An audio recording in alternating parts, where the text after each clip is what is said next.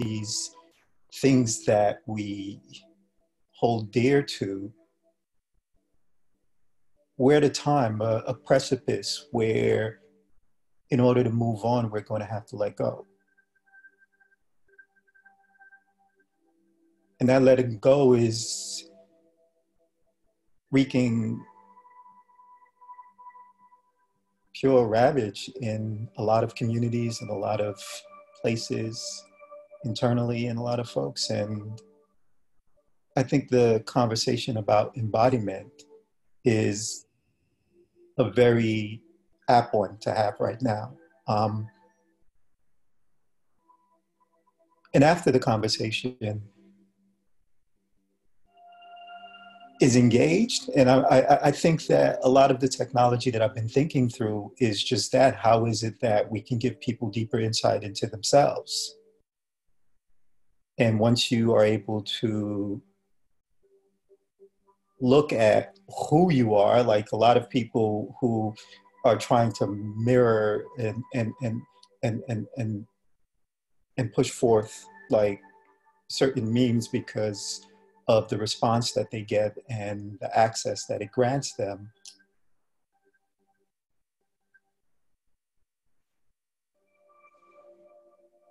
We don't have a true sense of embodiment. And what that actually means outside of just that, the stuff that we carry, these little pieces. And if the little pieces are the thing, how is it that we can get other little pieces that make more sense personally and collectively for better flow? And that is what today's conversation is supposed to be about.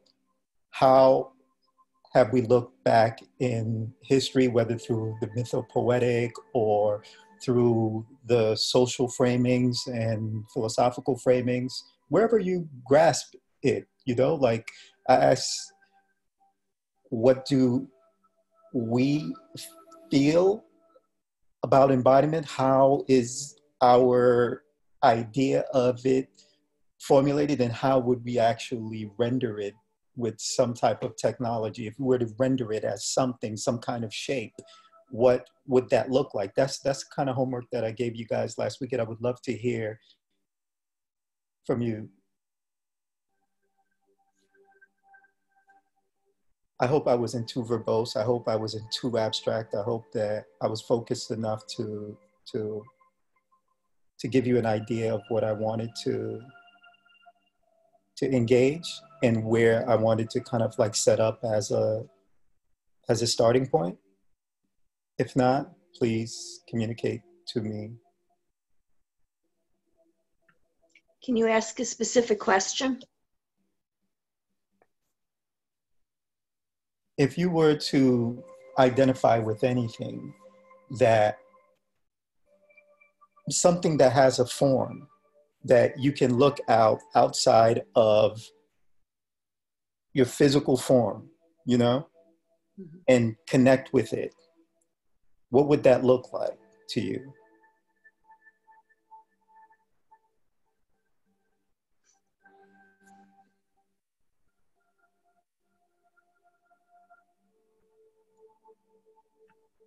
Could I ask a question? Sam, please. My question was, I know you did describe a lot of it.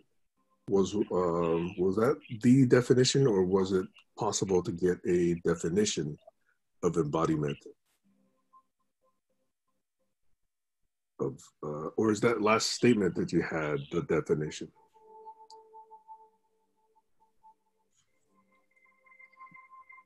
That was, yeah, the last statement I had was the definition of embodiment that I'm trying to narrow down into, yes.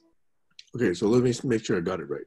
If you were to identify with anything that has a form outside of your physical form and connect with it, what would that look like to you? Yes. That's the question, right? Okay. Exactly. Okay. Ball of light. A ball of light. A ball of light full of data.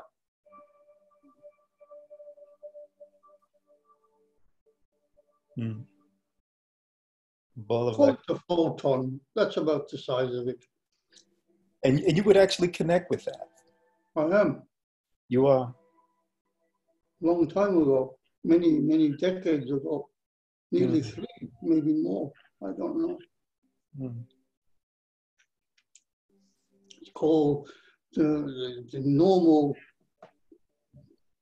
vocabulary is the divine light or the soul. Can you hold this one? Hmm.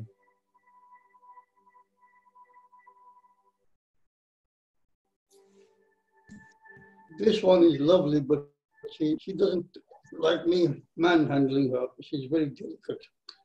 But I've got some sweet rice here, which might keep her occupied. That's beautiful. A ball of light. Glenn, you look like you wanted to say something.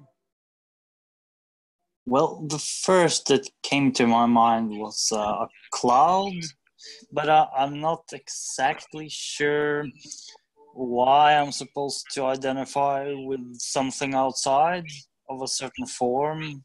Of course, the cloud doesn't exactly have one form. It sort of gradually changes. And I guess that's how I would see my body and things in general. So, but that's just the first that came to my mind was a cloud. Yeah. And of course, the idea of looking at anything outside of oneself, I'm only asking that because we all have symbols that communicate things to one another to give us a sense of the world that we live in. So anything within yourself or whatever construct that you have, if it were to resemble any kind of symbol outside of yourself, what would it actually look like? What would be the most native thing to connect with in terms of a extended sense of your cognition being rendered in some type of form within some type of device? What would be the easiest thing to kind of like connect with?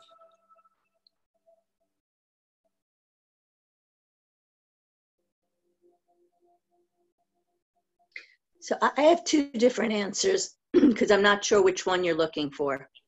So, well, I know you're not looking for formless, or I would say the wind. I connect to the wind. But in form, I would probably say a butterfly. But now if you're looking for something a little bit different, which I kind of get the sense you're thinking design-wise. Yeah. For me, and this sounds a little embarrassing, but it would be a TV. Because within a television, there's everything there. There's everything within a TV for me. A TV. Does that answer your question or what?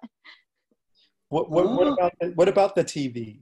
Like, it holds the whole world. There's different people, different personalities, different places, different ideas, different fantasies, history, everything.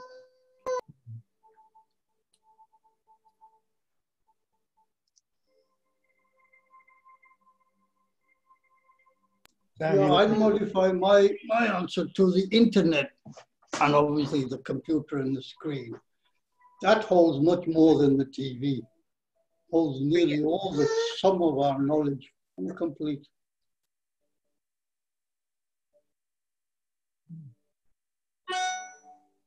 Sam, you look like you wanted to say something.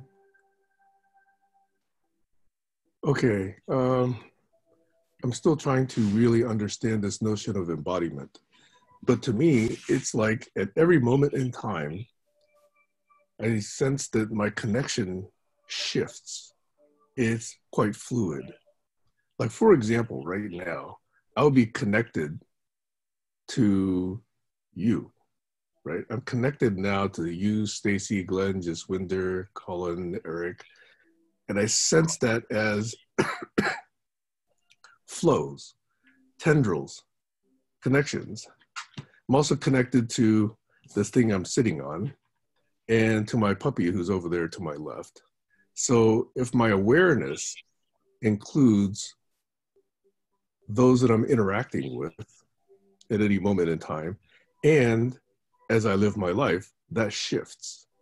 So, you know, maybe if I'm on a separate session, I'm connected to 80 people on a webinar. I'm not actually connected individually, but to that, let's say, anthropomorphic them that I would be connected to. And if I was to expand or contract any of those awareness contexts, then the largest would be the universe. It sounds a little bit trite, but I see myself as a little picoscopic element of the universe. And I've got to roll because I'm not zero. I'm not dead. I'm not non-existent. I do exist. So there is a dot there, but the larger is the Tao, the bigger way, the universe itself. So for me, it's always shifting as my awareness shifts and as my context shifts. So I'm not sure that's what you want, but that's it's a perfect answer. That's you actually answered my question. You actually answered my question in a way that is just as tangible as a TV or a computer. It's just that. What is embodiment to you? When you visualize it, what does it actually look like? You know, and what does that experience feel like? What if you were to give it a form outside of yourself, what would it actually be? So tendrils and connections seem to point as some type of metaform in a sense, a connection to the Tao. Now, I get that. And one of the things, thank you for landing here, because what I am actually trying to achieve is that how is it that we would be able to take the subconscious and conscious and bridge them in a way that Tao flow that you talk about, that knowing without knowing, you know? How is it that the intuitive sense that we have, whether it be through just repetitive cycles that we understand maybe on a subconscious level, but just aren't able to connect because our agency is directed in other places? How is it that we can create the type of technology that allows us to bridge that, you know, to have like the type of collective intelligence that would allow us to rewrite what embodiment is, you know, to rewrite what our agency is? How is it that we can maybe funnel and speed up the desire to have that all-knowing into something that actually has the capacity to focus, that can filter out all of the ambiguity? I mean, I know that's what technology is supposed to do, but it doesn't do that because it's not connected to people. People are not necessarily using it for that. They're using it just like, I don't know, maybe Adam Smith's fault, this whole narrow focus thing. Yes, sorry, Jasmine. Are you, by any chance, headed in that direction? Are you finding yourself becoming one? One with all the voices that you hear, with all the alternative answers that you come up with? No, I'm actually just discovering at this point, you know. I'm discovering at this point, and I think that even within my design process, I believe in a sense of flow. I think that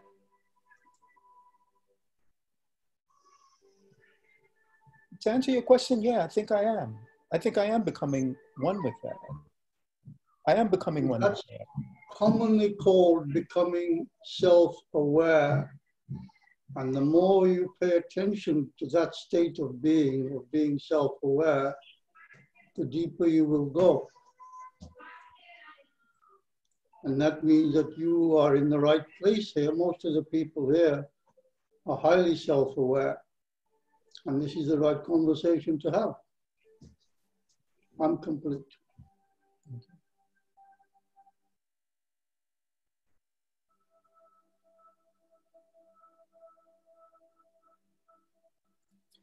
Sam? Personally, I found that a really interesting shift for me happened as I got to a regularity with doing Tai Chi. I really love Tai Chi because it's a focused as well as a non-focused state. I'm non-focused in the sense that nothing's really bothering me. I'm not really thinking about, work. I'm not really thinking about problems, because I'm just going through a series of balances, postures, movements, etc., flows, which over time take less and less of my brain and is more and more part of my muscle memory. But at the same time, as I get it into my muscles, I still am able to, really not worry so much about quote unquote other thoughts. So to me, that was an interesting way to get to a focused / non-focused state, which creates almost zero stress. Because if I'm not worried about that, and I'm not worried about this, and I'm not worried about that, and I'm not worried about this, then there's nothing really tugging, there's nothing really pulling at me from a stress standpoint. And so it's like I'm ready to receive from any source. So that might be a little bit woo, as Colin might put it. But that's what I noticed as I do more and more Tai Chi. And I have to admit, I'm not very regular these days, but that's what I was able to feel when I was doing Tai Chi regularly. And that's what I want to get back into. Over. Yeah, that's understandable. And that's beautiful. I think that I would love to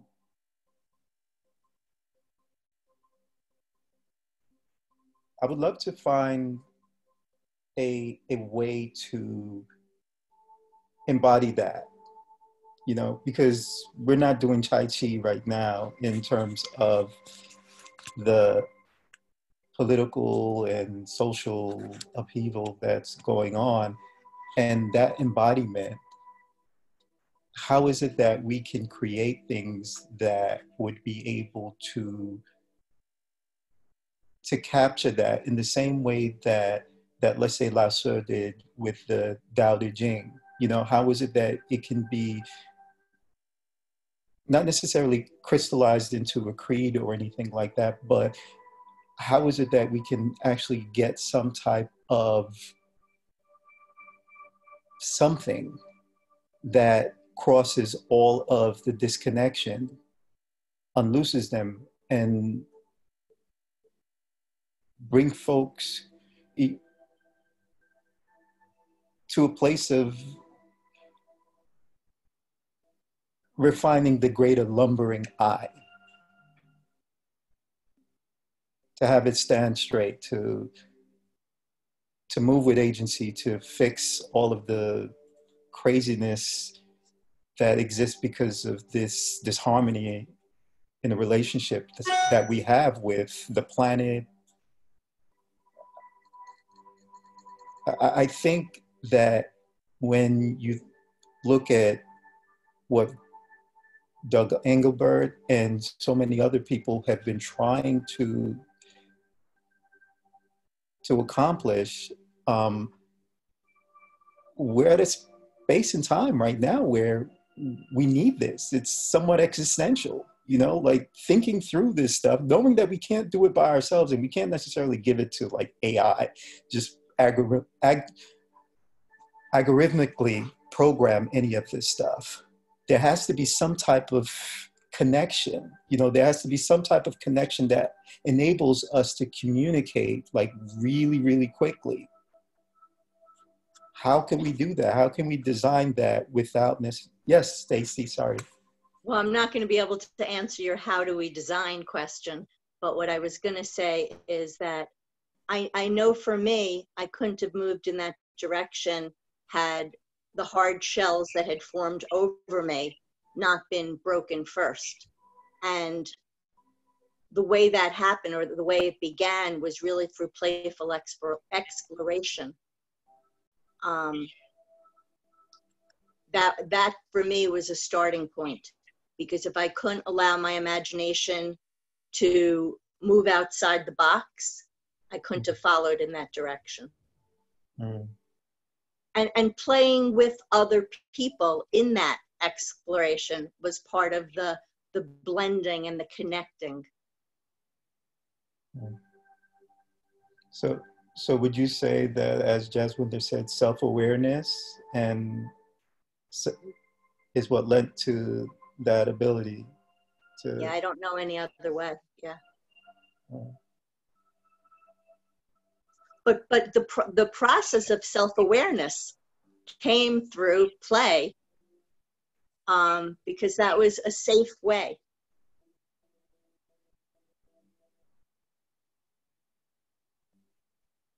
And when you say play, do you mean exploration? Like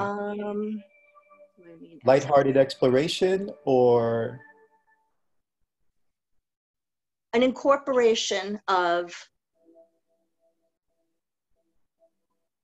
music, humor, playfulness, role playing, storytelling, dance, all of it.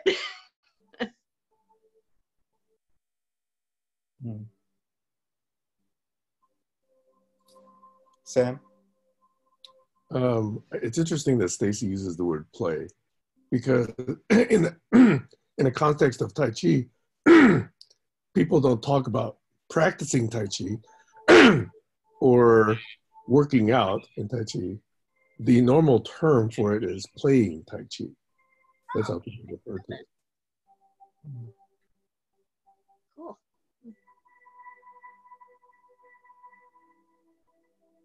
Hello, Alex. Yeah. So I'm gathering so far that embodiment, self-awareness,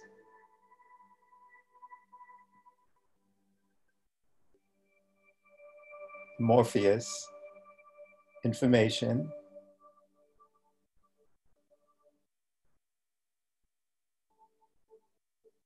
because even with TV and computer, they're just delivery devices for information. So it comes down to that. Maybe our devices are already like concretized in our lives as extended cognition devices already, and instead of designing the perfect one, is just a question of like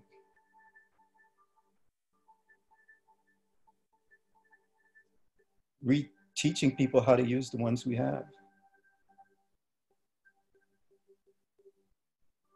There is no AI currently in existence that can design itself and reproduce itself that I'm aware of.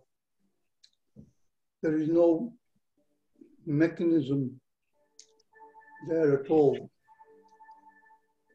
We're not there yet. All the AI today is merely observing and repeating what is ongoing. If you go onto YouTube as an example, if I search for something to do with the Indian culture, it records all my previous searches, and then from that sort of second guesses as to where I might be wanting to go. And Google's been doing that for God knows how many decades. And sometimes it goes in the wrong direction. It's not aware of what I might be thinking. Whereas, as to come back to you as a human being, there seems to be something extra that gives us that connection where that second guessing is far more accurate.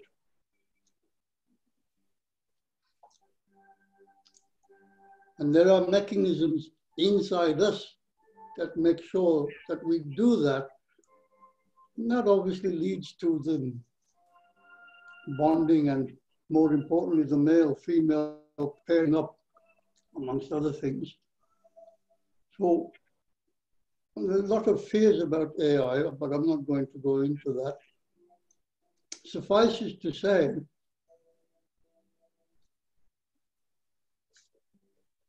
that we are in somehow, you're quite right, there is something extra there. And we really have to look for it, listen for it. Conversations, all conversations are repetitive. And that's how we learn as well. Listen to a conversation and you go to another group of people, it's a similar conversations. It doesn't really matter which culture you're in. We all greet each other.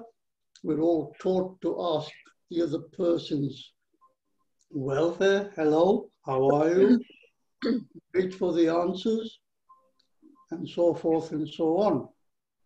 Be polite, wait for the other person to stop speaking before you speak. There are rules which have been in place for thousands, probably hundreds of thousands of years, and we're continuing on that. Everything that we have learned is by playful learning and repeating the same processes over and over again over millions of years. That's how it gets into the system. We are in a great evolutionary program of that. And the only other thing I might suggest to you, if you really want to get into that, is to go to a silent meditation camp. No talking for 10, 11 days or so. And see how you get on without having to talk at all. And you will communicate without talking quite well too. I'm complete. Yeah. Hey, Phalan. Oh. Yes.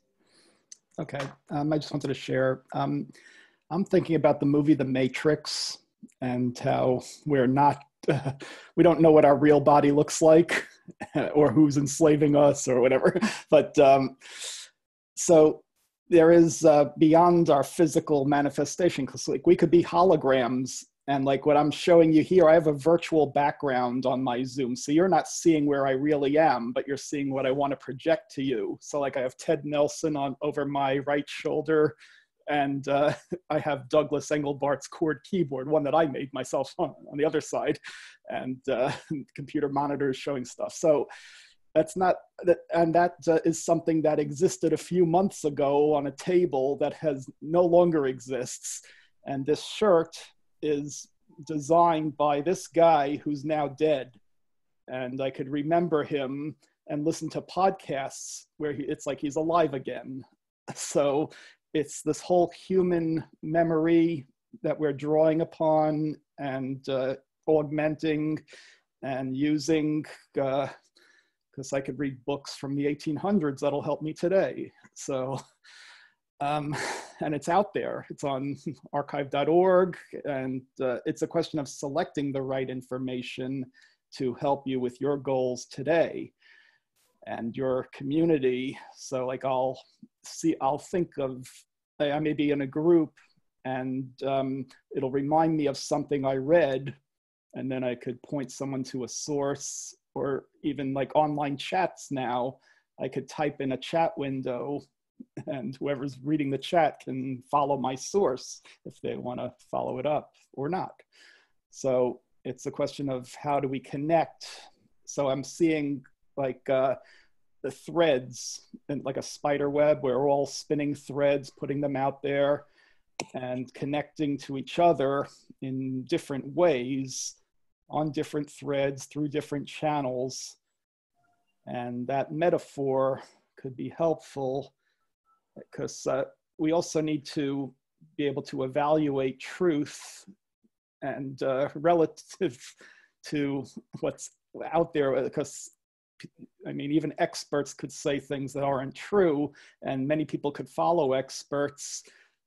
And unless you know the real truth that how they're getting money from certain people who are telling them to say that, yeah, you have to discern your own truth.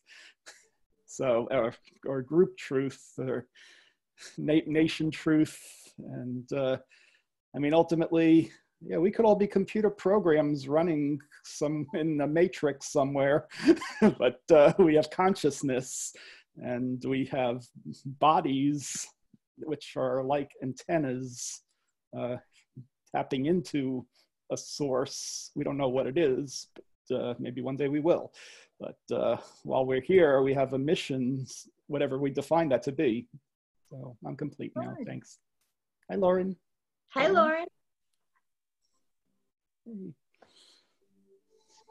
Okay, so you could watch the recording later and go back to that. Thanks. Yeah, thank you for that, Eric. Thank you for that.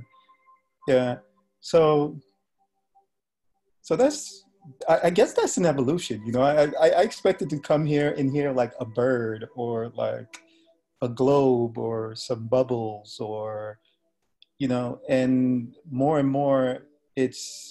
I think that people have become inculcated with the idea that we're living in a digital age and we are information, we are memes, we are no longer these mythopoetic, romanticized notions of honor and this and that and anthropomorphizing like goats and sheep and lions, like, or we are there, we're living in some kind of flow. Maybe not a very fluid one, but it's something. It's something like this, right? Like this. There's a signal there. How do we magnify that? How do we magnify that? I like that. I mean, if we know that we're these memes, and if we know that just a bunch of an amalgam of packeted information. Yes, Jasmine, I'm sorry. Thank you.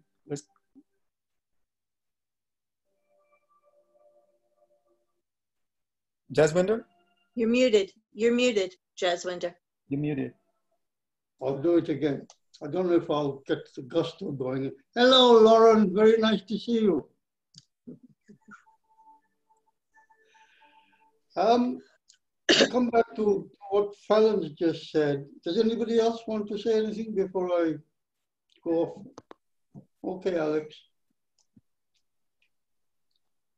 When you begin meditating, you've got mind, it's all the concerns of the world and the judgments and the regrets, the anticipations and the failures and the hopes and dreams, and the list goes on and on, da da da da da. But when you meditate, that light starts to dim and fade, and as it does so, the true light of the intelligence that created the universe appears and starts becoming brighter. And the longer you meditate, the more this occurs. So meditation is clearing out the clutter of daily living and life and everything that comes with that. And that allows you to see the truth within, the real light. the light of the intelligence that created the universe. And you find it that way. It's by meditating. You don't find it by reading something in a book. That only adds to the clutter. Over. Well, I'll start with the last line of what Alex has said and take it that books are immensely helpful in the journey of finding out where you're going. Insofar as to say that global education systems didn't come into being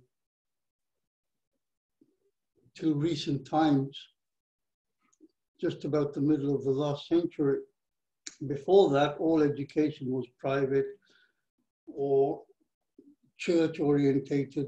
The churches were quite good at giving out education.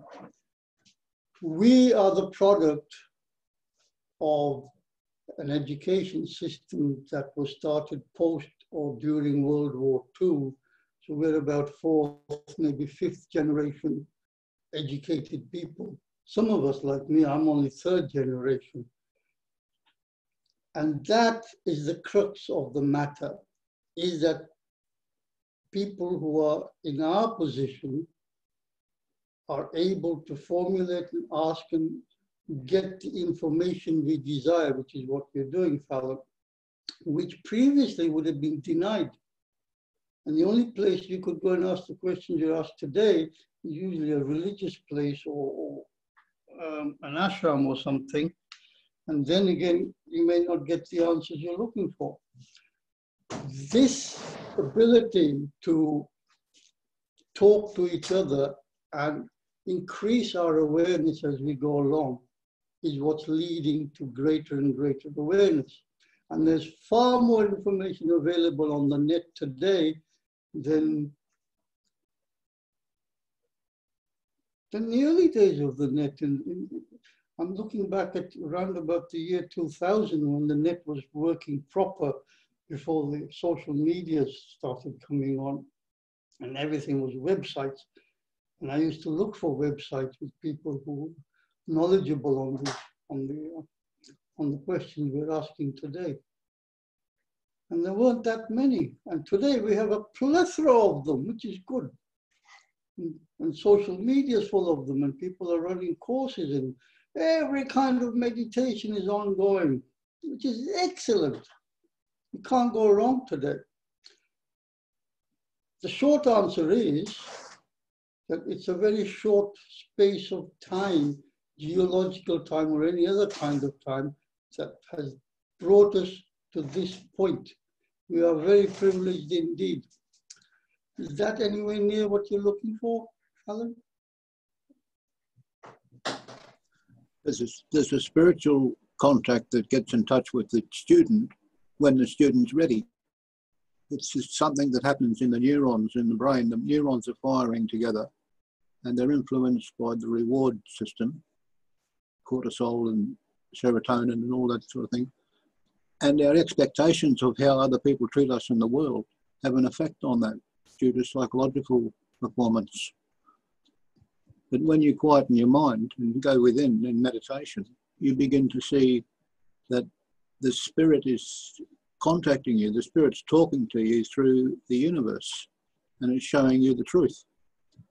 All you've got to do is be open to it, just be honest, deep, rigorous honesty from within your own heart, and that's all that's required. That's when the teacher will recognize the student who's ready. Over. Stacey? No, I had nothing to say. Yeah, thank you guys. It went to a beautiful place, I think, a little bit further than I actually wanted to go. I was really, I guess, selfishly doing a little bit, using this opportunity to do some UX research also to figure out what I had asked earlier on. And this conversation has been like really insightful and beautiful, I think. You know, I'm grateful. I'm really grateful to be here. Phalan? Yep. Yep. Before you wrap it up, could we hear from Lauren, Josh, and Colin, and anyone else who hasn't talked yet? To just restate the topic. I'd just like to hear other opinions. Okay. Yeah, what we were talking about. Thank you, because I'm totally lost. Yeah, it went somewhere. We're talking about embodiment, and I had asked what we talked about earlier on, and Lauren gave me a suggestion to go to some go to people and show them certain tools and ask them how they would actually use it. And I was venturing out towards the idea of collective intelligence and how is it that I might be able to have people connect to the sense that we are a collective and need to exercise that collective intelligence, and how is it that we might be able to render in some kind of form something that a multitude of people would be able to connect with as this thing, you know. And first they would have to connect to the device itself as an extension of themselves. And what type of image, looking at that device, would you look at and think, this is the best extended representation of me? And I was expecting to hear like a circle or if I was supposed to impose data onto something that you would be looking at and interacting with in a 2D space or 3D space, that would be a representation of you and all of your data. All of your data, you in a sense of your thoughts, your emotions, is the way that the brain has been able to, the brain has been able to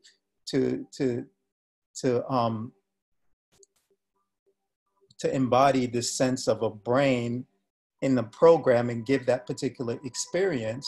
I wanted to know, like, okay, how is it that I might be able to render something in that has some kind of form that you would impose data on that would be a representation of yourself. And if the amalgam of information that we are getting in terms of connections with other people representing the collective whole, what would that look like rendered? And that was the question. You seem confused. I'm not sure if. I don't know how I would even answer that. I'm so sorry. No worries. Yeah. We got some interesting answers earlier on. We got a TV, we got a computer. Sam spoke about it in terms of the Tao and this expansiveness, where it wasn't necessarily a form, but more tentacles connected to things. And Jaswinder spoke about it in relative terms like that too. He saw it as the sense of self-awareness, basically these abstract connections to things also, and not necessarily something that actually had form. So the conversation somewhat veered to, I guess, where you came in. And what we're getting is that there is already a connection to information in a way that these devices are already integrated into our lives as sort of extended cognition devices, that we don't necessarily need like some kind of form. People are already connecting to these devices. At least this is the understanding that I'm getting from this conversation. Glenn? I think I'm getting more of an idea of what you're asking about. There is, these devices, of course, have become incredibly important. I see people everywhere holding the devices, myself included. So they do seem to be effectively an extension of ourselves and our minds at the moment. Then when you're asking about what form, on the one hand, I'm thinking about what form of, let's say, a software system could, let's say, render the self-awareness or embodiment, or let's say be more suitable for it. This I wonder about a lot, and keep coming back to this form of a bubble as a three-dimensional representation, a little bit like this program, the brain. But that again is kind of just on one layer. That's sort of the form of a certain software architecture, right? But it feels like a more fundamental form is the form of the interaction between me and the program and the machine, etc. And then when you came into this question of information, are we information? Are we effectively memes? This is a common idea, so I've been trying to understand what is information in an essential way. And for example, there can be words in a book that are written. If nobody reads the book, then in a sense, those words aren't very relevant. They're kind of like a potential. Then when the book is being read, there's something about that encounter between the person and the words which activates something. And this makes me have this impression that it's always about that encounter, and thus it's always about the kind of movement that happens, because we're in a space where it's always moving. So information is a pattern. So it's a space where everything is moving. And then this brings me to this idea of a movement pattern. And what I sort of felt was behind your initial question then was a little bit about what is sort of the human identity, or let's say, how do I think of myself? And of course, I could think of myself as a movement pattern. That, and this also connects very much to this word behavior, which I've been incredibly fascinated by in the last year, because I feel that this word behavior somehow is so relevant and easy to grasp, and it also connects to everything. Obviously, it connects to this as well, because how we interact with a device, how we interact now is also a kind of behavior. And as I understand, the behavior is a pattern of movement. So pattern of movement in space sort of keeps coming back for me. So I think it relates to this. Yeah, no, I thank you for that. That's really helpful. Thank you. Did you want to say something, Josh? Is Josh still here? Yeah, I'm here.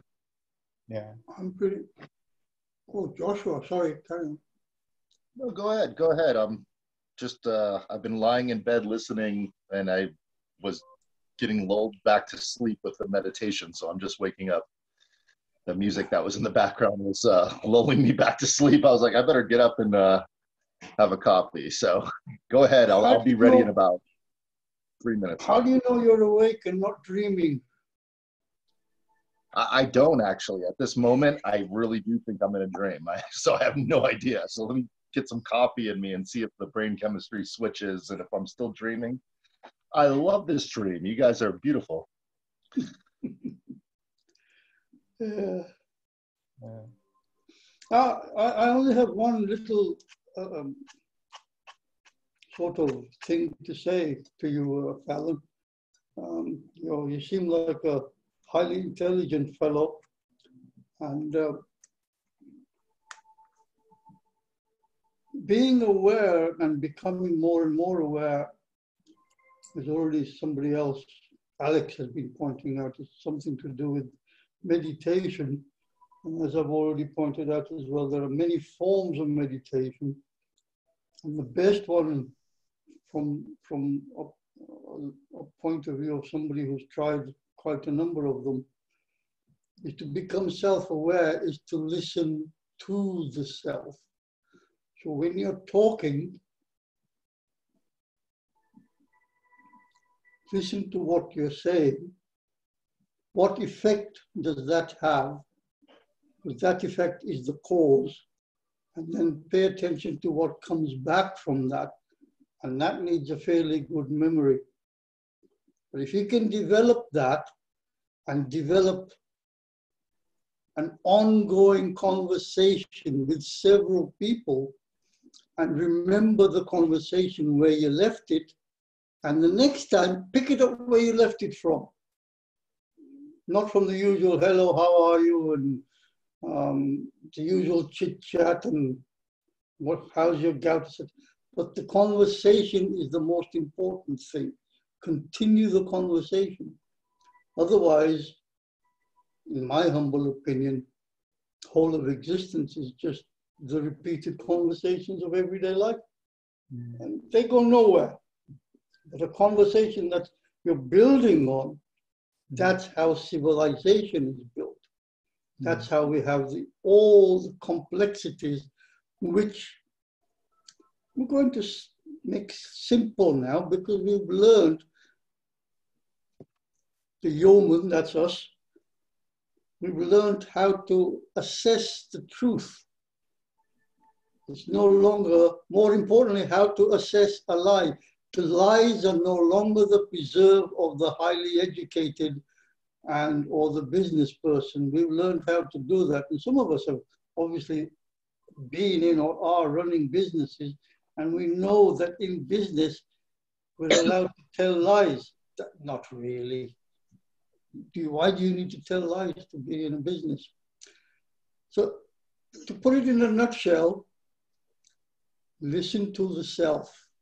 Listen to what you're saying, what effect it has, and how it comes or goes round. Some people call that karma, but it's still the same thing. We give a lot of names to a lot of entities that exist or are abstract. We should use them. I'm complete. That's very helpful. Thank you. Thank you. Well, I would, So Phalan, would just like to add go one. Oh, sorry. Go ahead, Josh. oh, no, I'm waiting. So go right ahead, Stacey. Yeah, I just wanted to say real quickly that I agree with everything Jaswinder said. However, sometimes I do think there is a need for a quick check-in. Not necessarily having to do one, but it is important to have the space to say something's changed since the last time. You know, my dog just died. I'm starving. I'm tired. Something to add to, you know, it's more than just the words. Thank you. I'm complete. yeah, for sure. Definitely that. Definitely that. And how I'm interpreting that in relation to the topic that's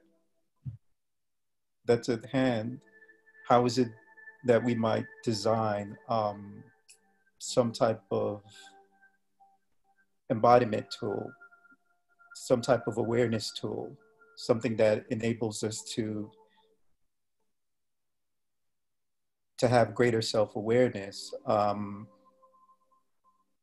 way I'm interpreting that is definitely feedback flow, to be mindful of that.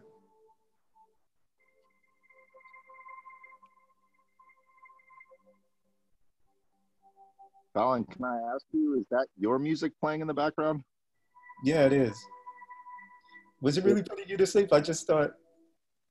No, I think I know that melody and that tune. It's from Starry Skies. It's an app that I have. When I look at the night sky, it says turn on music, and it's that exact music. So I'm wondering where you're getting that music from. Yeah, yeah. It actually helps a lot, you know. Is that Starry Skies? Is that, where are you getting No, that it's music not. from? No, it's not. It's actually alpha waves. Alpha waves. Okay, so I that's just where Starry. yeah. I was wondering what that. I know that piece of music, so I'm like, I know that exactly. Yeah, just I figured that it would help to have a rather chill, meditative kind of Oh, it's vibe today. working.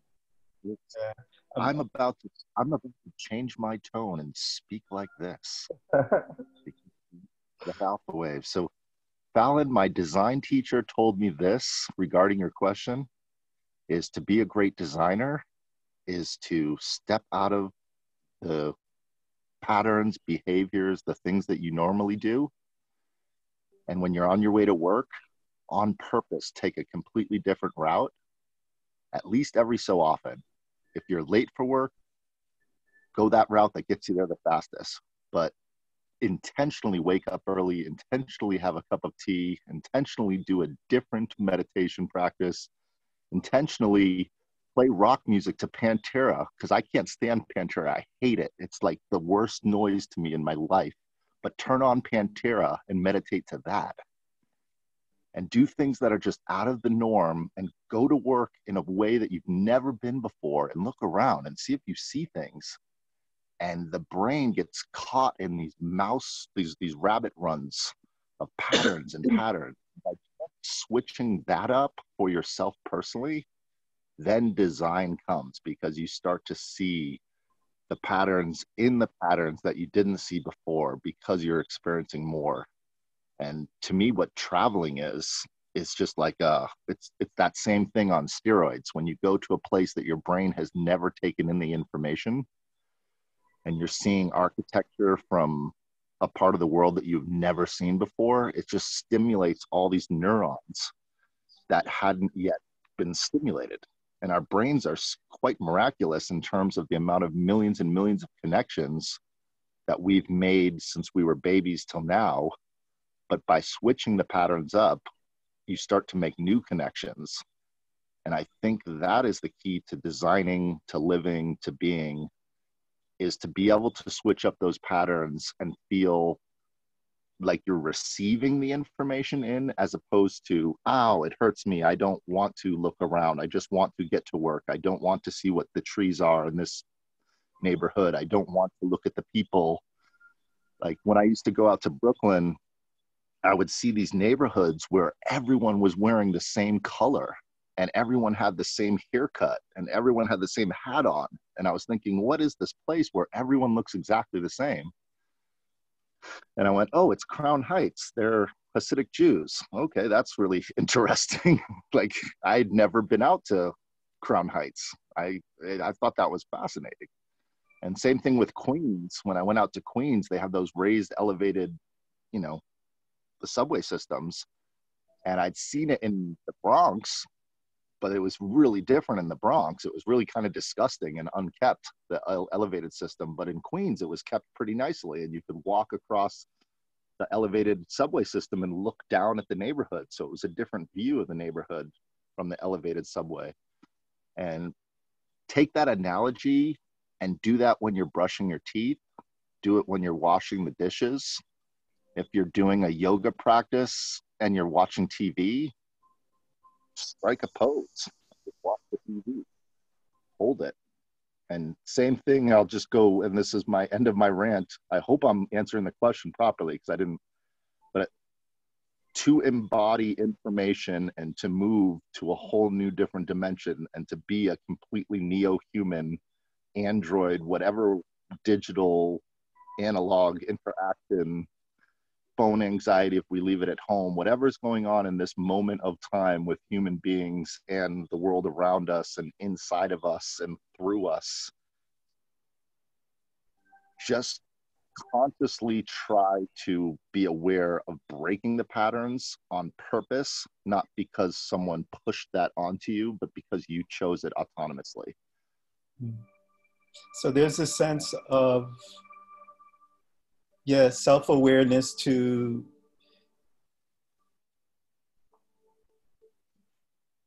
relate to other patterns that exist out there, and to learn. And to not know too. It's another practice. It's counterintuitive, but try not to know. When you see a tree, try not to look up what tree that is. Try not to go, oh, it's a purple one. What is that? Ooh, let me ask my friend. Hold on. Hey, Cindy, you like trees? What tree is that? It's purple. It's got, hold on, I'll send you a picture. What tree is that? Like, just don't know what it is and just take in the shapes and the smells and the colors of it and not know for a while. I think that's also a key to being really good at being a creative or a designer, is don't know. Because the stuff that's in your mind that you're designing all the time, if you define it and then you show it to someone and then they have opinion about it, then it becomes a thing. And that can just kill the creativity.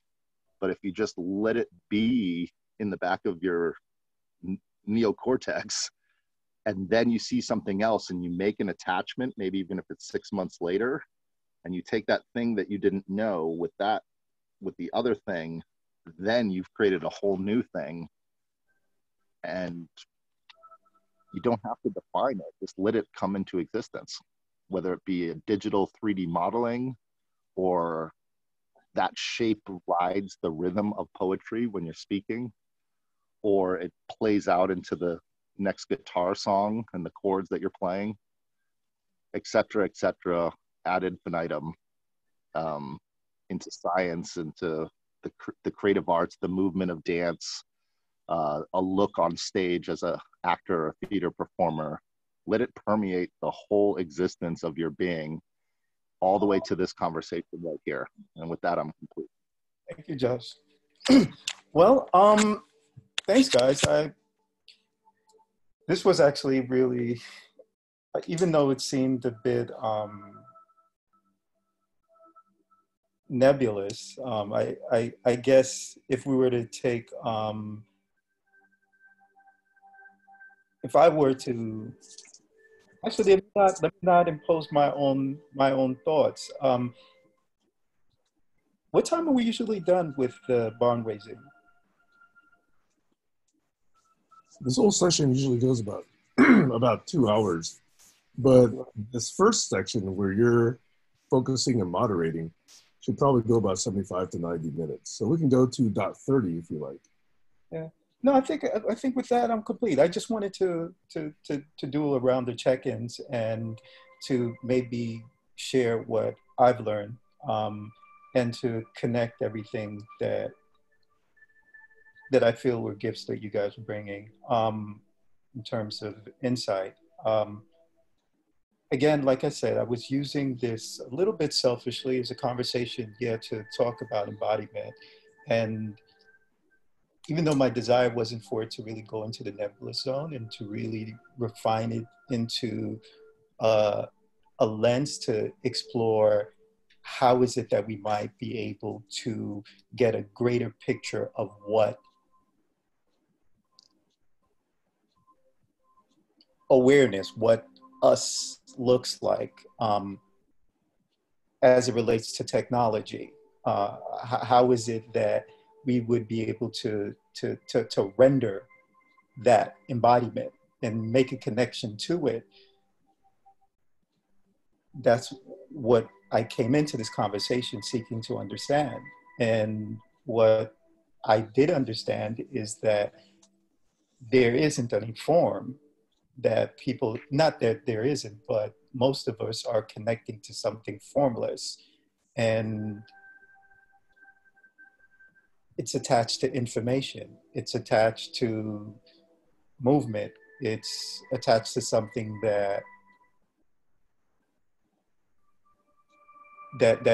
that's a little bit more visceral. And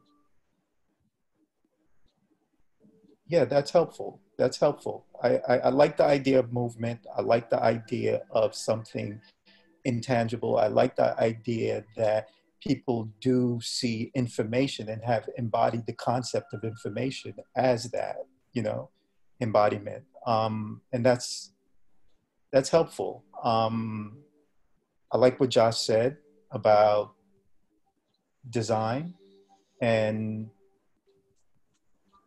I love what Jaswinder said about awareness, and again, just movement, information, and remaining in a liminal space. I can take all of that, and with that, I'm complete. And any bit of check-in, check-out, I guess, that you guys would have for this portion, or do we want to take that that survey, the focus survey now? May I invite Colin or Eric or Lauren or Glenn or others who've not really, well, let me not say that, but give them an option to have a say before we move into the retrospective round. Actually, I do also have something to say after they do. Yeah, sure, I'll go.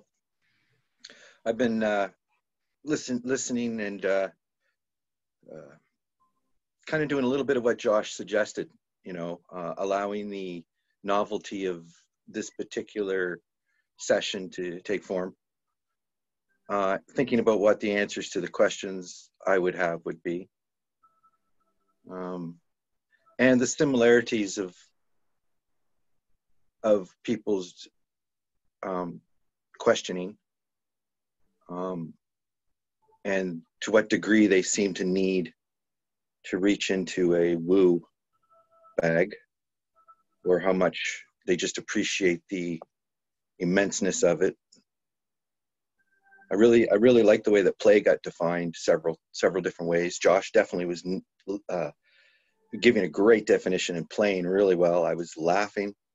I think he was inviting the idea of intentional novelty and intentional play to such a degree that you even prepare for it so you don't put yourself out. And I do think designers and creative people personally can appreciate the idea of starting from a blank canvas. Josh and I recently talked about, you know, constraints as well in our, how you sometimes, like, for example, there's this artist we like, Bushy one string, and he plays with one string on his guitar. And so he gives everything he can under those constraints. And it comes out as a thing. And you learn that as well when you're learning an instrument. You know, they say, you know, try to do these exercises, but just stay within this certain realm or domain while you do it. For example, simplicity, you could say, you know, try to play it all on one string. So yeah, I do think that's important. I was thinking of Glenn's diagrams as possible dynamic interfaces to consciousness, or what's relevant. And I've talked about all these things before, so I won't go on at length. But yeah, this is a very interesting, and I'm actually more interested in the retrospect afterwards than to trying to solve this nut, because, you know, I see a similar questing that Phalan's looking for in trying to visualize meaningful consciousness and conversation in ways where we don't have to, you know, look up what kind of tree this is first. And simplicity, not simplicity, but a two-dimensional example of this could be Wikipedia. Conscious intelligence, although there's a lot of drama about what gets into Wikipedia and what doesn't. And so it's not perfect. It's a two-dimensional view of Doug Engelbart. I guess I'll put in a box somewhere. If you could expand that into some stuff that Eric's looking into, and different people with more distributed systems, get that people adapter right, then you might have something. You know, it's all going to be through some kind of personal symbology for sure. Anyway, that's all I have to say about that. Thanks.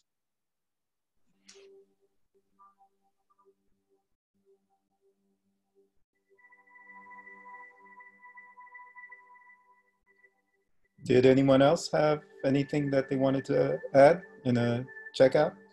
Yeah, there's a theory, well, there's a university somewhere in the United States has a holding place for theories that exist and appear to be substantial, but they've never been disproved. And one of them is the theory that the earth exists for trees, not humans. Don't know how humans got here, but it's a theory that exists. And there's also an idea that knowledge can be downloaded suddenly to people, certain people that meditate. It's like wandering through a long hallway, opening doors, looking for a light, looking for an answer, and you're not finding it until eventually you come to a door, one of these doors you open and you get a blinding light, like Joe's window experienced, this divine light of intelligence. It suddenly floods you with all the information you were looking for. All the questions you had are suddenly answered all at once.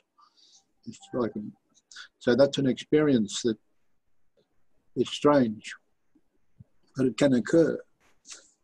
It's an awakening to some kind of matrix dream or reality, because an atom is basically 99% empty space. Even the neurons of your brain are made of atoms, and they're basically empty space. They're energy fields. And that explains, well, that helps to deepen the mystery.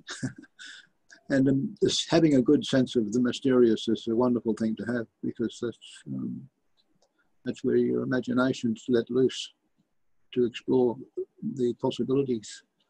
So Joshua's idea is combined with that is great, and it's a matter of being aware of the possibilities that exist. There's a huge, deep well of possibilities that seems to be infinite. Mm. So creativity can come to you if you have these answers.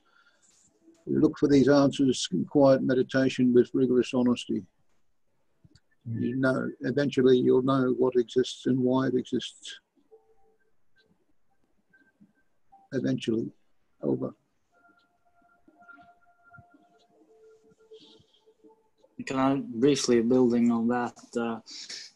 Yes, definitely that rings very true, and that somehow maybe it's a key. Some of the things that's been mentioned, what Josh was talking about as well, with breaking habits and coming to this I don't know mind. Like Alex just mentioned, that seems to open up some kind of a door. So maybe you'll get into that room with the blinding light. I mean, you'll never quite know, but it seems like that prepares the ground by sort of coming into a mind which is still, has a certain stillness and receptivity. That seems to be like the obstacle for a very natural connection. Seems to be this continuous repetitive thinking. And so to break that loop is clearly one of the tools. And also quite specifically, just if you sit down and relax the body and sense the body deeply, then that is in itself a way to prepare for this direct contact with this other level that Alex just spoke about. So it is a kind of a, maybe it is a kind of a paradox in all of this, that it's a sort of, to do nothing whatsoever is sort of the key, which is a little bit difficult to sort of get one's mind around, but that does really seem to be what practically works best. At least that's been my experience. That's beautiful. And it's Yeah, that's absolutely beautiful. Sam, you do you mind if I make a comment before I turn it to you? Because I know that you wanted to say something. We do. And by the way, my contribution was not going to be directly going into the retrospective. It was to continue this particular one. So please do. Okay. Yeah, no, I get that, you know. And it's really interesting because just even having a conversation like this, we've really come to a time where this isn't even viewed as an important conversation. I think this is the most important conversation that we can actually have, even if it seemed as if it veered away from, I guess, my initial conversation about a design form that I wanted to replicate, and coming to awareness that, okay, well, a lot of people they can't condense awareness into any type of form. And the fact that it comes down to essentially letting go is an apt lesson for all of us to maybe use as a lens to view all of the things that are going on right now.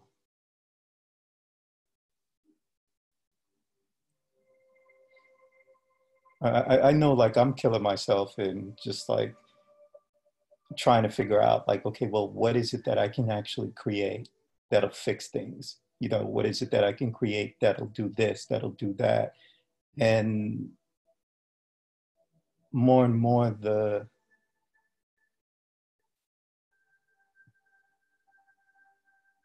wisdom of letting go just seems to be coming through. And maybe that in itself is a design inspiration itself.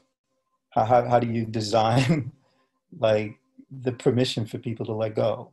You know, how is it, what would we be able to disambiguate that'll help people get unstuck and move, you know, and let go? With that, I'm complete.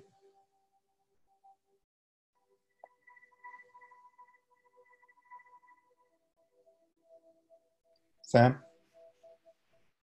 So let me first apologize because this may be a few minutes. And so if you have an objection to that, please raise your hand at some point. But I'm about to connect what I was hearing about embodiment and connection and information and receptivity and meaning and being and living and action and cycles. I'm about to connect all that, okay? And so I really appreciate this conversation. Here's where it comes to me, okay?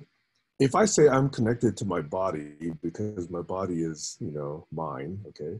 Then what I really mean by that, I think, is I can control what my left toe does. I can control other aspects of my body. And when something actually happens to it, I know, because that information comes to me, whatever me is, okay? So in that sense, I'm connected, I'm embodied, because I know I've got senses throughout all my connected parts. So if I use that understanding of embodiment, then if I'm connected to something, it's because I know what's happening there, I can affect what's happening there, and the way that happens is either a flow of information back and forth or a flow of control back and forth, thinking systemically, okay? So if I'm able to affect you, I'm in a sense connected to you. If you're able to affect me, in a sense, that's connection as well. And it happens through information. If my foot gets chopped off and something pokes it and that information doesn't come to me, then in a sense, I'm not connected to it, right? So that's how I have this notion of embodiment as connection. So if I'm then saying, well, it's the information that's flowing or the control of flowing that's making that connection, okay? Then if I'm saying that my context changes, as I indicated earlier, right? I'm connected to my cat sometimes, I'm connected to you all, some other times I'm connected to the universe, you know, if I'm in a different state of being. And there's a heartbeat that happens to that. What I mean by that is there's a divergence and a convergence, a divergence and a convergence, and that's kind of this cycle of life. So as Josh was saying, a divergence can happen when I'm looking for other sources of patterns, other sources of information, sources that I may not have processed before, something that then creates new constructs in my brain or new states of being or new emotional states, because that allows me to, in a sense, widen my experience or to broaden my connection with things. At the same time, though, I cannot just be in divergence always. It's like the other part of the heartbeat. At some point, my heart will contract. You know, I will actually take all of that information and make meaning out of it. My understanding of meaning is the effect it has on whatever I'm considering. Okay, so in other words, if something comes to me and my life doesn't change, then that something has no meaning in my life. If it has not affected the way I live, act, think, breathe, connect, communicate, then it has no meaning. But if it does impact what I do, say, think, feel, blah, blah, blah, act, then it does have meaning. That meaning is that impact it has on my life. So when I hear about human being, in a sense of let's just be without this recognition of action, of living, of carrying water, if you know that term, okay? Then that's only half the story. The reason I want to say that is, you know, the long told story of Buddha, you know, going into some cave at Shaolin Village, you know, up the mountain for 9 years, staring at the side of the cave before he came up with Zen Buddhism. One could argue that that was almost diametrically opposite to this seeking of different stimuli. He was going deep into really, really simple, fundamental thoughts. He was not going out there and, you know, having sex with 100 women just to say, hey, I have a different sex, you know, different experience right now, or, you know, throwing himself off bridges, you know, just to have those kinds of vicarious experiences or direct experiences. He was actually sitting in a cave, digging deep. The other example I'll have is Andrew Weil. You know, he was the guy that solved Fermat's last theorem. He threw himself into mathematics for like 25 years, just ruminating and thinking and whatever, before he came up with a proof. So it is fascinating to me how receptivity can take different forms. Receptivity can take different forms in that, hey, I just want to bombard myself with lots of different signals. That's one way. Another is to really look at something you've seen before and really look at it differently. The Buddha way. Both are valid. But look at all the ranges of being receptive. The reason I think meditation works is it creates all this, it takes all this chaos that's going on, all the agendas, planning, concerns, anxieties, actions, deadlines, whatever. And it says, okay, let me take all of those spikes and signals and energy fluctuations or whatever, and let me make it close to DC as possible. Let me make it as close to 0 hertz as possible. Because the best antenna are the ones that don't have all this noise. That's why you put them out in space. Because that's where they can really be silent, really be receptive. And that's a state you're trying to create within yourself in order to be receptive to all these signals and different kinds of patterns. And that, to me, is how you grow, you get new insights, how you get new ways of looking at things. So this phrase I've come up with in the last 2 weeks in this discussion that Colin really wants us to have about religion and science is, if you believe in God, then science is the way God is talking to us. Because science requires us to be very receptive to new information. So I just wanted to use this opportunity, and appreciate you letting me speak for so long, is that this is how I'm thinking about receptivity, about connection, about living, about energies, about being part of the universe, being connected. This is how I'm conceiving of it. And the contraction and relaxation, it's a cycle. None of us are static. We're all dynamic. But there's a notion of dynamic equilibrium that we're all in, that you can characterize the state, and it's not static. It's full of energy flows, but you can characterize them. So sorry for going on that long rant, but to me, I appreciate all of the contributions in this conversation because it's allowed me to put this expression together. So I bow. That's beautiful. It sounds beautiful. We're satellites. Yeah, but who cares what Sam thinks, right? Just kidding. I couldn't resist. Yeah. It is quite a mindful group. And it'll be interesting to get to the second section where we can get into the looking at technique and ways of doing this connection better. And I do think it involves some mindfulness and of proper use of space, because even though you might have some very valuable information, or at least you think you may, and it even may be novel, so the person really should hear it, it may not be the right place to try to unroll it. And I'm thinking the religious conversation is one of them. I'd like that to be in a different forum. I just picture it in a different forum in a different way. Today was very mindful. I wouldn't say it was any more focused because I still have the problem of immenseness, but I guess I'm slipping into the second half. But yeah, it's really interesting how immense the conversations are.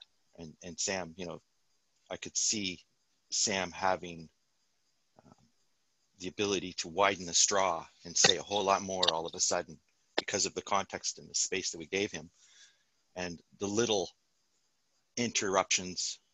And, I don't think what Josh did was an interruption. I think that was a whole shift in energy. But I don't think it was, it's when the trivial conversations come out, like, Confucius says, like it just stalls the conversation. And then, so it'd be nice if we could build that memory and have a conversation in a way that someone like Sam can say, oh, now I can put 5 or 6 things together, and we don't lose them, and we really appreciate it. So yeah, we really do care what Sam has to say, and giving him the right space to say it, and giving all topics the right space to say them. And I think in barn raising, we're looking over the parts and pieces to build that space. And I think a lot of times we fall down when we actually think this is the space. But that's just the way I see it. Because, it's so random. There's so much that you can talk about. So picking one person at a time, I think, is quite genius.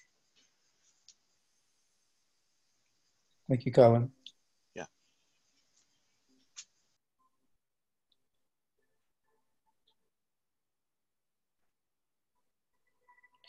Any other retrospectives? We have a wheel with spokes emanating from the center.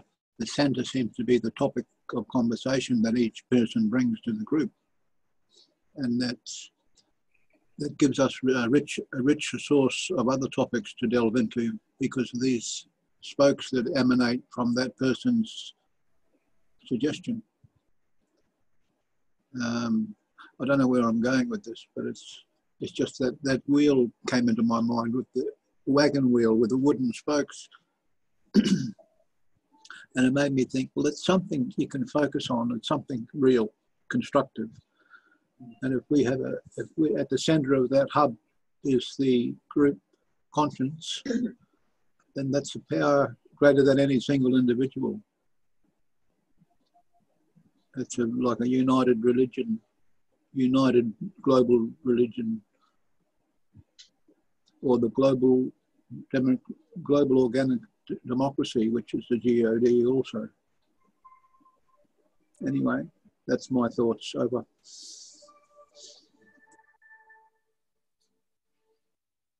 Yeah, I'm still hearing movement.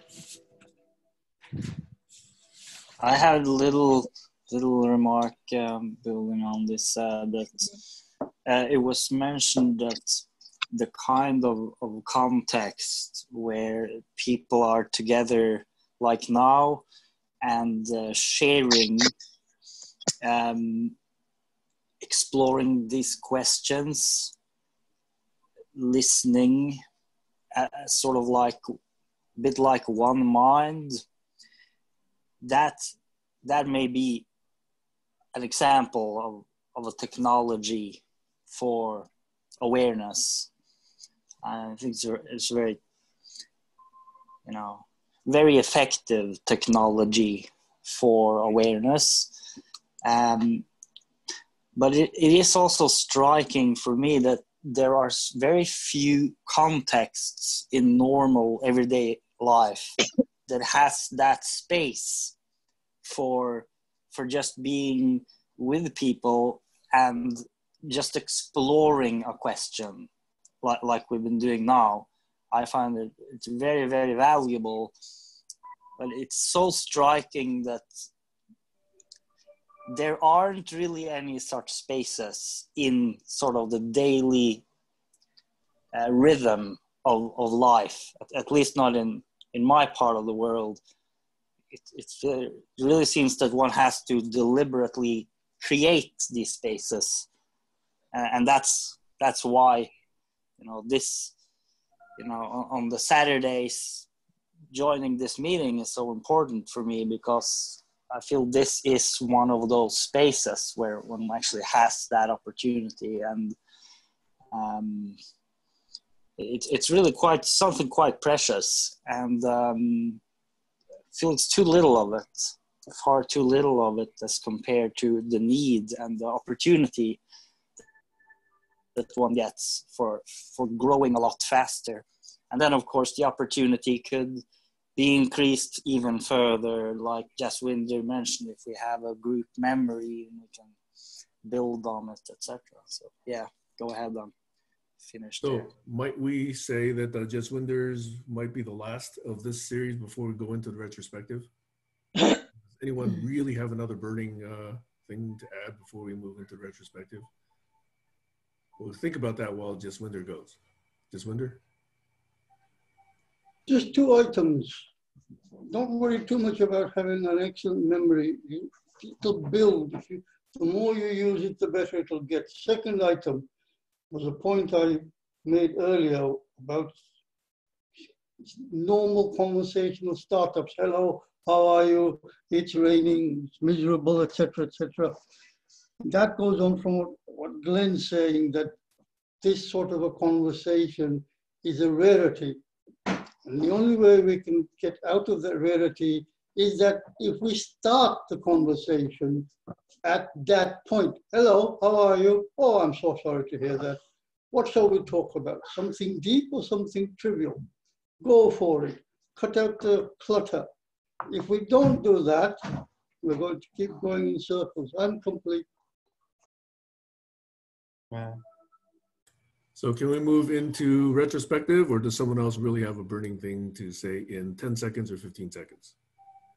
Going once? Yeah, I love what Jaswinder just said. Yeah, sometimes you just have to brave the clutter and just say it and set the tone, as opposed to meandering about trying to figure out what the conventional wisdom would dictate for the moment. Thank you for that. Okay, since we're now at about 16, 15 minutes before the hour. I'm going to throw out my my standard poll. It's a yes/no poll, but I'm probably going to take a little bit more time this time because I'm going to go grab my puppy and bring my puppy because he's been yapping. So I'll be back in about 30 seconds, okay, after I put up this poll.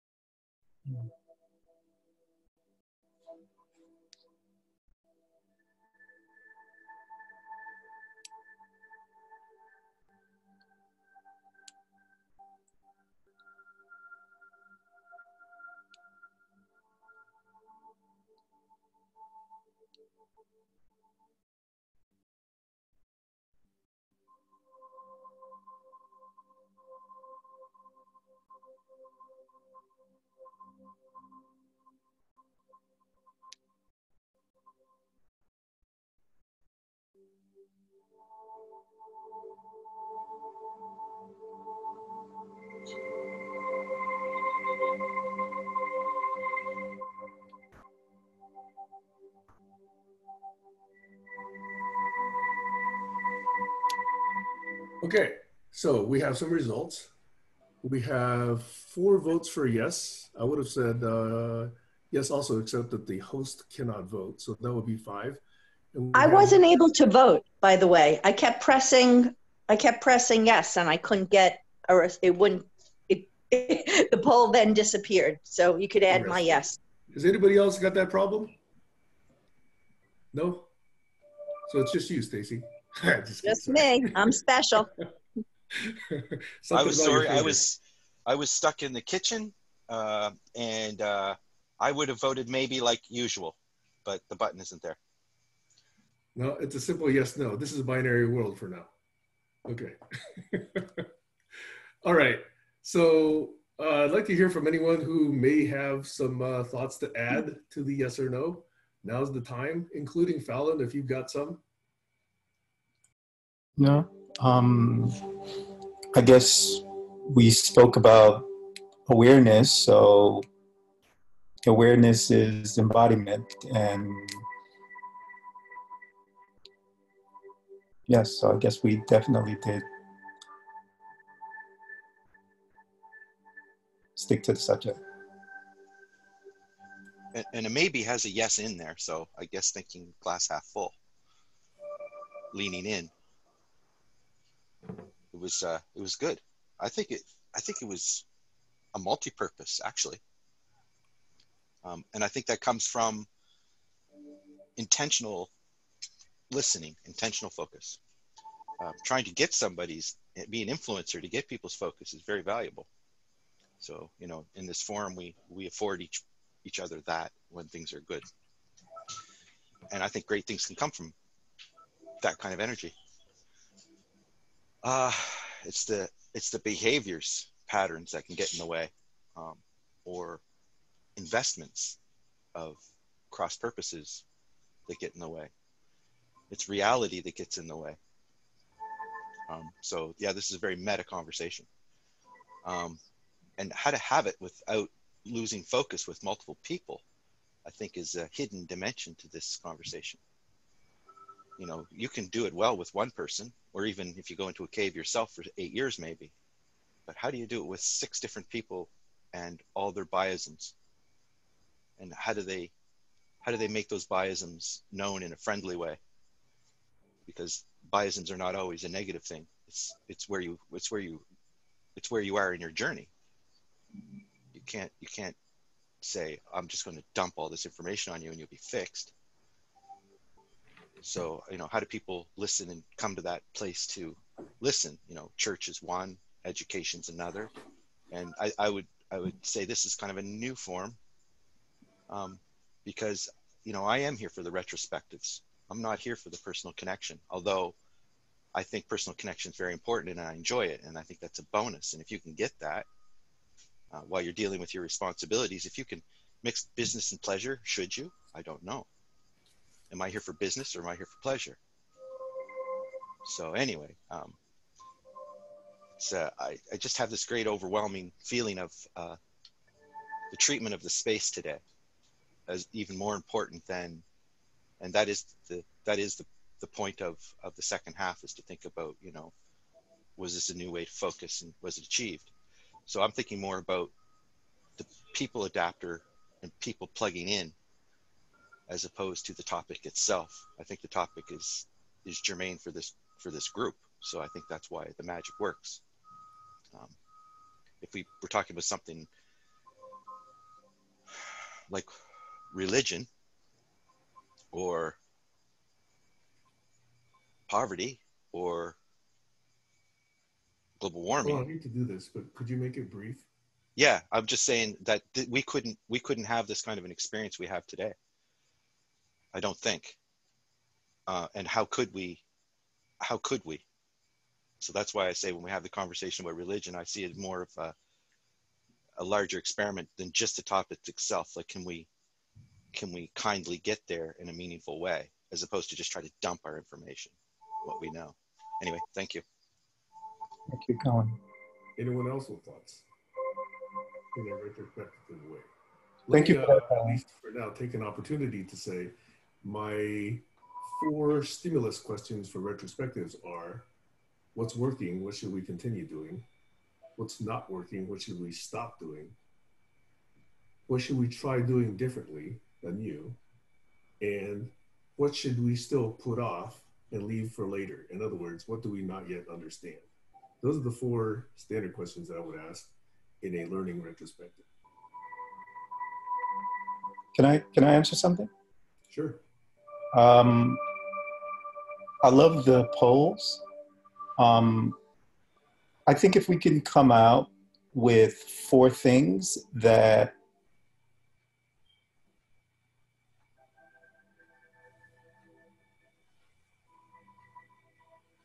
we got from the conversation, like a summary, to kind of get a sense of what people were hearing and what was overwhelmingly communicated. I think that might be helpful, because if we can somewhat find like a consensus, then maybe we can do what Judge Winder says, where we can move forward in the conversation.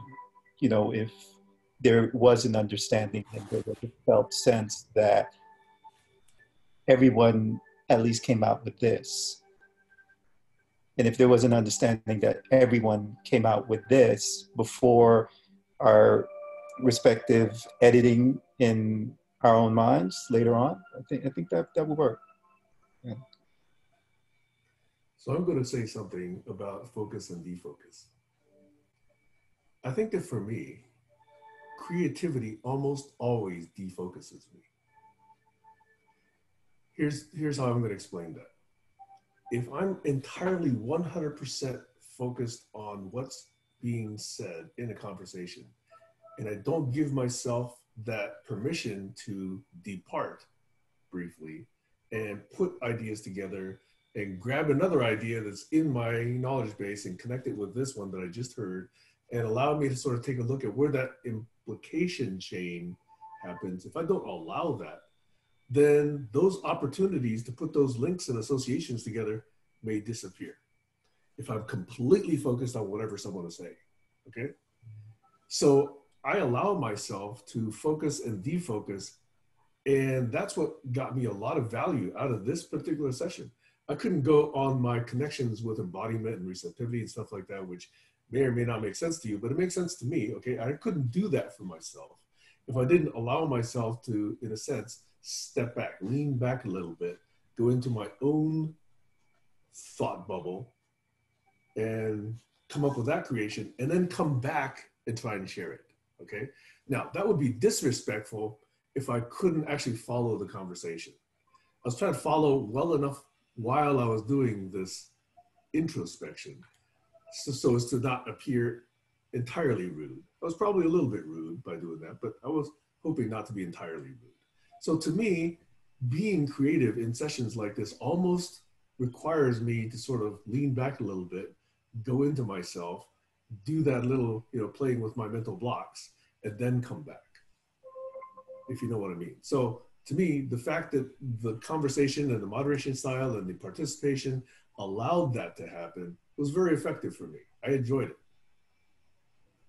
So I just wanted to say that that's why I would make almost the consistent apology that I'm almost always never sorry, that's too many adjectives. I'm almost always not 100% quote unquote present, because I'm always trying to look at what does this connect to? What does that connect to? You know, how does this assemble? So sorry, it's already gone on too long, but that's why I wanted to talk about this focus issue. Over. Yeah. That's exactly the point I'm making earlier, is that if you don't take the conversation to a discomfortable zone, we're not learning. It's the old bodybuilding idiom, no pain, no gain. If you think you're upsetting somebody, do it and see what happens. You're ready to catch the fallout if necessary, but ideas need to be explored. You can't be standing around waiting for everybody to say, oh, I feel comfortable with that. How do you know? They might be lying. Do you have a context for that? It's testing everybody's behavior patterns and hopefully changing them, and our own incomplete. I'd be interested in the context of that statement some other time, if that would derail the conversation here. But when is it right to provoke, to see somebody's behavior and patterns after you've tried what? Or, you know, is that something to always do? Just, you know, pull it out whenever you want? But anyway, I'll leave that as rhetorical for now. So I know we're short on time, but I'd like to ask my second question. Okay, I'm not sure I can ask all four, but my second question is, let's talk about whatever you might have observed regarding Phalan's moderation techniques, moderation style, moderation energy. Anything there that you thought aided our focus or made this effective or made this ineffective for you? I think you hit the nail on the head, Sam. It really gave us space to think and assemble our thoughts because it was slow paced. It wasn't full of interruptions like I just did with jazz. You know, we were really able to actually play with our thoughts a little bit and come back and not be completely lost or miss something. Like, well, you know, the whole time while I was listening to everybody else, I was thinking about how could I answer those questions, right? And I almost had to answer one. Somebody mentioned my name, and I think you said woo a couple times and mentioned my name, but I got to think all the way to the end. And I do think, I don't know if that took away from Phalan getting what he was looking for, but it definitely created a space that he could get something he didn't expect. And, you know, the question, I guess a lot of times you might not get what you expect, but did you get what you need? That's the creative space. I felt like I did. Thank you, Colin. I definitely felt like I did. Yeah, Glenn. Well, first I'll just say about that question, what is it we're doing that's working? I very much feel that the concept of having one person prepare something is really working well. And that in general for these kinds of calls, in terms of the more specific moderation style today, yeah, I also felt that this slow-paced style works really well.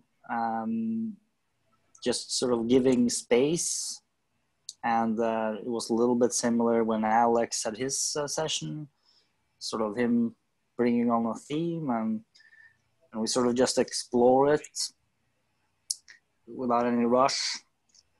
And if you do it if the moderator is doing it in a relaxed fashion, then it's easy to create this kind of field where we sort of move slowly along, and yeah, it works.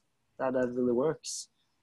And then when it comes to what we might want to do, I definitely like this idea, which was shared in the chat by Eric, to, if, let's say, each of us were to write shortly after a conversation a few takeaways I mean, that might be something that could aid group memory, for example, and which would be a help for later. I mean, we've obviously talked about that before, but yeah, I mean, even without that, I mean, it's still highly valuable just sort of having this space to explore. I mean, that's the main thing for me.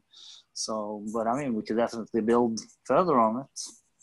So, yeah, I think that would work. Many things. Anyone with other retrospective thoughts before I move into logistics wrap up? Lauren, how are you doing?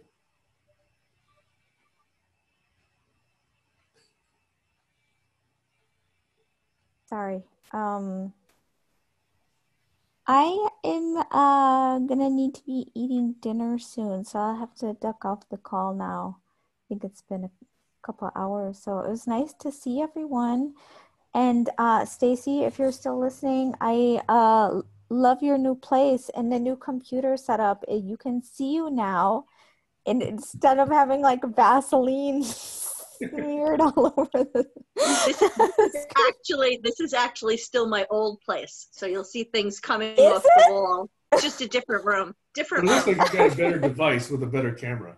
Well, I use my iPhone now, which is why I can only see 3 of you at a time, or 4 of you if I take off. Well, it's nice to see you, Stacy. Thank you. I wanted to say, Colin, congratulations. I'm gonna start calling Stacy her redness. Before Lauren leaves, I just wanted to say to you all, thank you for. Thanks, Lauren. Thank you for being present. Thank you for allowing me to moderate as myself and allow my thoughts and my process to be shared, and for you guys to be present in that means a lot, and thank you.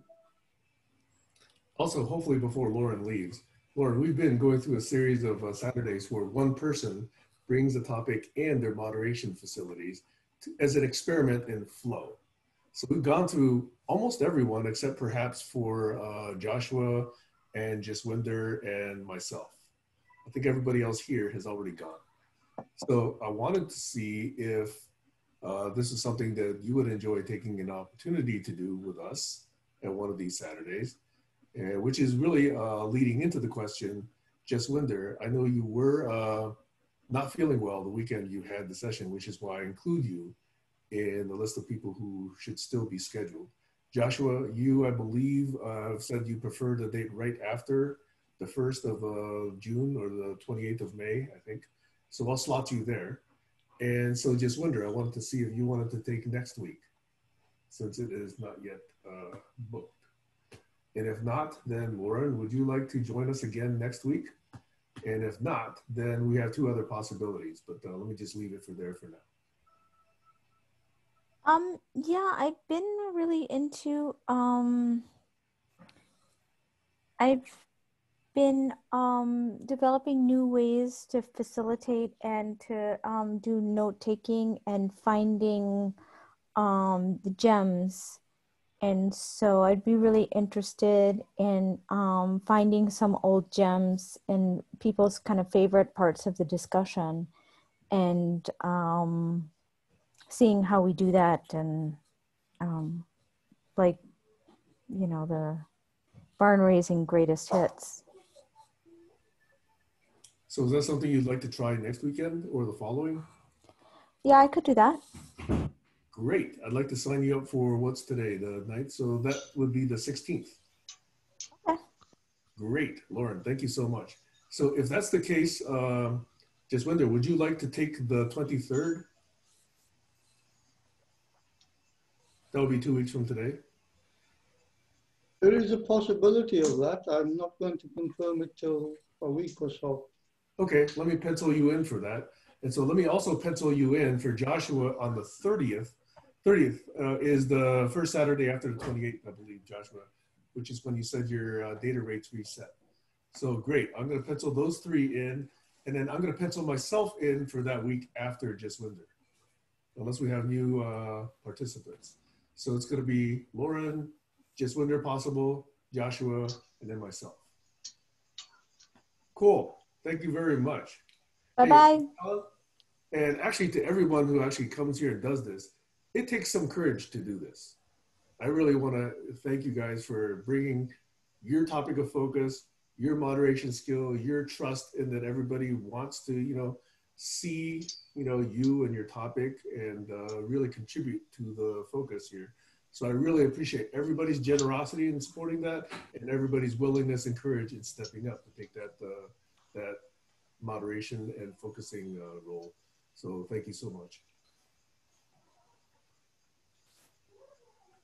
I'm going to leave this going if anybody wants to still go, but it is top of the hour, so I'm going to probably be less noisy than I have been, but I'll leave this open for now. I want to just check out because I saved two things because I didn't want to change the focus.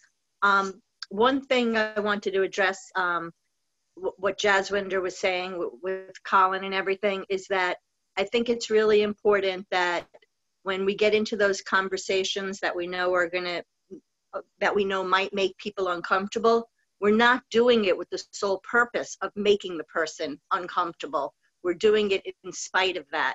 And I think that's an important distinction. And the other thing I just wanted to share my own experience, which recently, well, it happened today, but it's been happening every day. I turned on, I tried and put on a CD player and I had an old CD. And, I typically fast forward through a lot of songs, try to get to my favorite ones. But this time I listened to one that I hadn't heard in probably a decade. And it really took me to places. First it centered me, but then it took me to places because going back to that imaginative piece that I was mentioning before, as I'm connecting to the music, those sound waves are going out and they're becoming a part of everything else. So I'm connected to wherever they're going, and whoever else has heard this song or listened to this song or experienced that song. So again, for me, music is really a connector as well. So I just wanted to share that.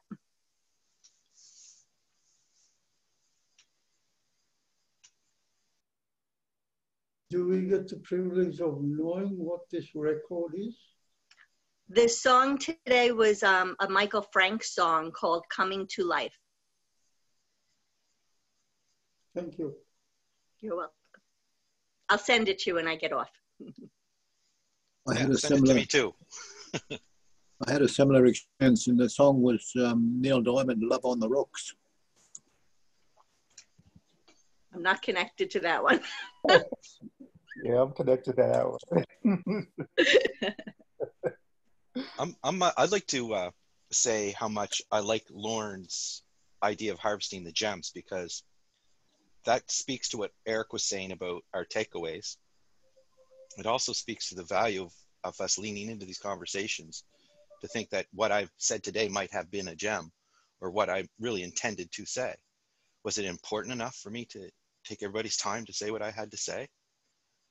Is it worth my admission for 2 years coming to this to try to find that people adapter in the facilitation?